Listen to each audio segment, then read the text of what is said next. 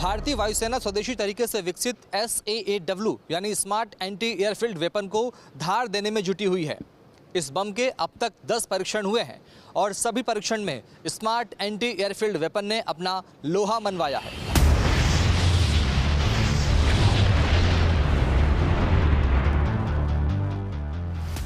Smart anti airfield weapon को DRDO ने विकसित किया है। इसे 100 किलोमीटर की सीमा तक सटीक मारक क्षमता के साथ जमीनी लक्ष्यों को भेजने में सक्षम बनाया गया है।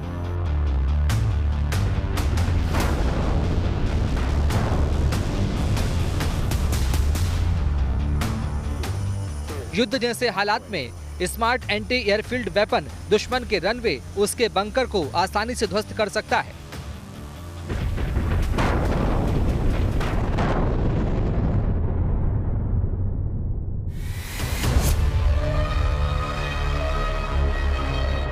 स्मार्ट एंटी एयरफील्ड वेपन परियोजना को साल 2013 में भारत सरकार ने मंजूरी दी थी।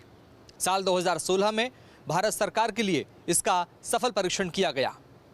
सितंबर 2020 में भारत सरकार ने स्मार्ट एंटी एयरफील्ड वेपन परियोजना को वायुसेना और नौसेना के लिए इन हथियारों को खरीद की मंजूरी दी थी।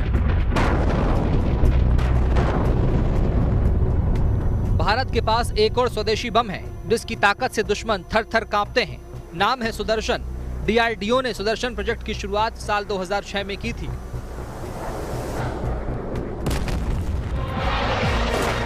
भारत ने पहली बार अक्टूबर 2010 में अपने पहले लेजर गाइडेड बम सुदर्शन को तैयार किया।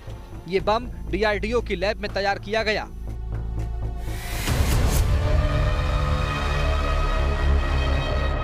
सुदर्शन बम देश का पहला पूरी तरह स्वदेशी तैयार लेजर गाइडेड बम है।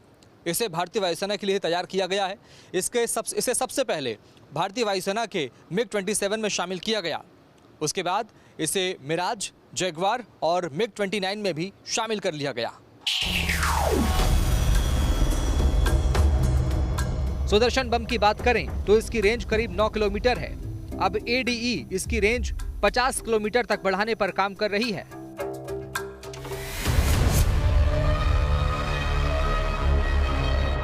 Sudarshan is again a laser guided bomb, again a smart bomb. It increases same जैसे मैंने कहा accuracy, it minimizes collateral damage. ये जहाँ पे आपको गिराना है वहीं गिरेगा, नुकसान नहीं होगा, collateral damage नहीं होगा, कोई सिविलियन टारगेट बर्बाद नहीं होंगे।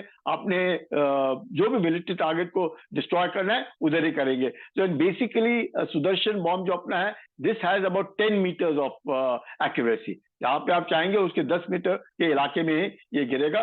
So it is one of those bombs. It has been made by the DRDO lab. It's an Indian, it's totally indigenized, made in India, used by the Air Force.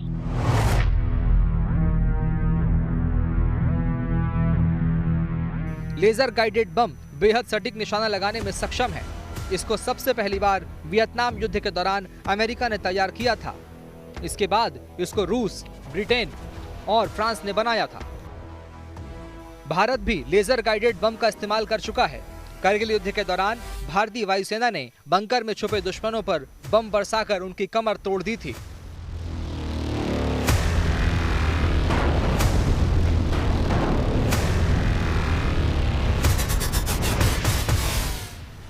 जून 1999 को tiger हिल पर भारतीय वायुसेना ने पहली बार laser guided बमों से हमला किया था। ऑपरेशन सफेद सागर के तहत टाइगर हिल पर जोरदार हवाई हमला किया था।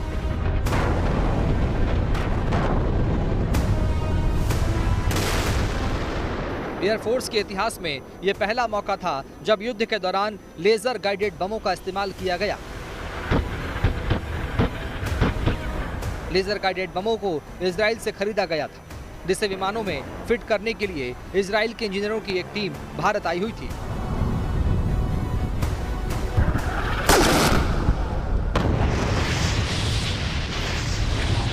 टाइगर हिल पर हमले में मिराज 2000 विमानों का इस्तेमाल कर दुश्मनों के ठिकानों पर लेजर गाइडेड बम गिराए गए।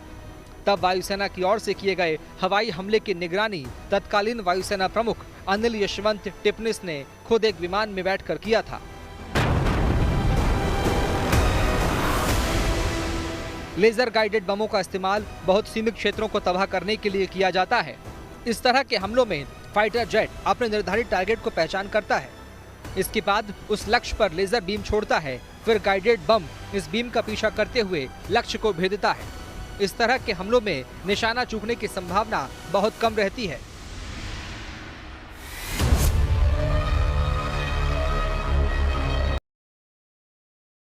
बॉम्ब है, जब आप उसको फायर करते हैं तो from source a laser is sent to the target.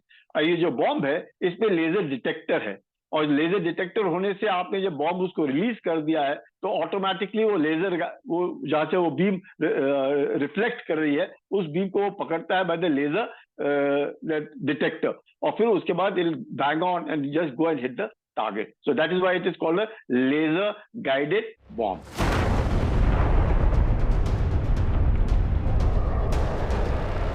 भारतीय वायुसेना के पास 500 किलो वाला जीपी बम भी है, जो एक प्रहार में पाकिस्तान की किसी भी एयरपोर्ट को तबाह करने की ताकत रखता है।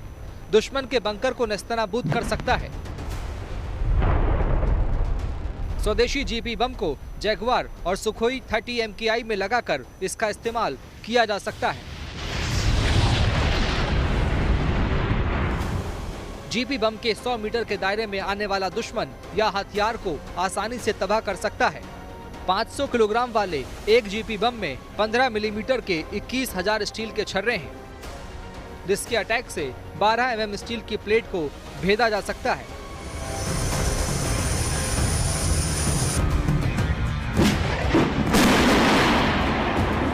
दरअसल युद्ध में बमों का इस्तेमाल होता रहा है। हमास के अटैक के बाद इजराइल की वायुसेना ने हमास के ठिकानों पर जमकर बमों की बारिश की। चुन चुनकर उन ठिकानों को निशाना बनाया गया जहां हमास के आतंकी छिपे थे। इस हमले में एक बम सुर्खियों में रहा, नाम है फास्फोरस बम। ऐसा बम जो हवा से सारी ऑक्सीजन सोखकर हड्डियों को गला देता है। फिलिस्तीन का आरोप है कि इजराइल ने हमास से बदले की कार्रवाई में फास्फोरस बम का इस्तेमाल किया।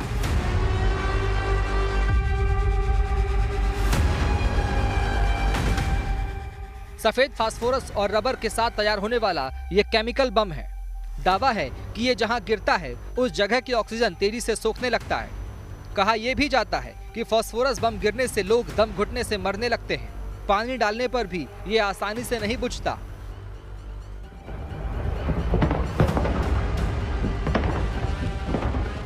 फास्फोरस बम को इसलिए खतरनाक माना जाता है, ये बड़े पैमाने पर तबाही मचाते हैं।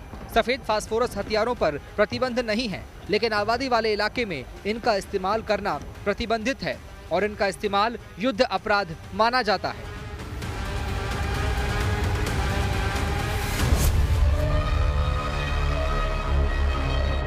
फास्फोरस बम होता क्या है? जब ये फटता है तो उसमें तमाम तरीके के स्मोक निकलते हैं, तमाम तरीके के गैसेस निकलते हैं और वो इस पूरे इलाके को पोल्यूट कर देते हैं। उसमें व्हाइट स्मोक होता है, वो इल्यूमिनेट भी करता है, उसमें स्पार्कलिंग एलिमेंट भी होते हैं, वो आग लगाता है। इस तरीके की चीजों का इस्तेमाल होता है और ये बड़ा टॉक्सिक होता है। इसका जो एक तरीके का जेल टाइप बनता है और जिसने भी इसको इनहेल किया उसकी बॉडी में परमानेंट डैमेज होता है, जैसे लंग्स खराब हो जाना, उसमें ब्रीदिंग की प्रॉब्लम हो जाती है और इसका इफेक्ट जल्दी जाता नहीं, लाइफ लॉन्ग इफेक्ट होता है। ये क्रिपलिंग एजेंट है। इसका देखिए काइनेटिक एनर्जी से मतलब नहीं, एक पूरे एटमॉस्फेयर को वो प्रदूषित कर देता है। लिहाजा फास्फोरस बम का इस्तेमाल बैन है।